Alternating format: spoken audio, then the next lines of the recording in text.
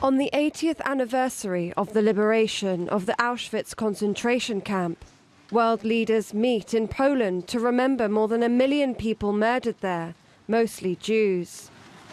Poland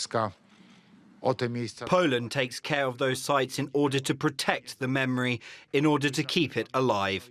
Through this remembrance, the world will never again let such a human catastrophe happen.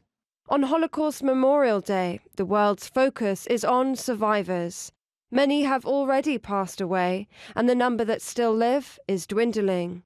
So, as living memory fades, survivors like 94-year-old Manfred share his stories of the horrors, in the hope history will never be repeated. If they found people were beginning to fade and couldn't work as hard or productively as they expected them to, they were taken to a nearby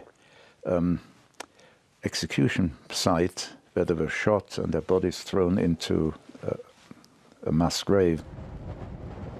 The commemoration is held in front of the notorious gates of the former concentration camp. The words "Arbeit macht frei," work sets you free, written above it.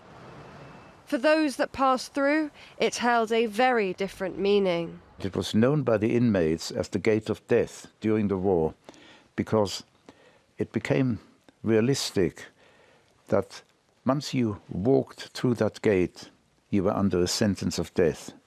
Practically no one left Stutthof alive. Once you were in that camp, one way or another, your life was doomed.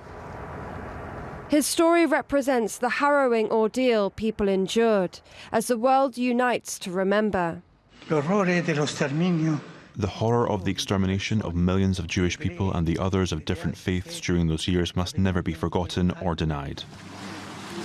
As wars and genocide continue across the world today, this poignant reminder couldn't be more needed. Shadia Edwards-Dashti, TRT World.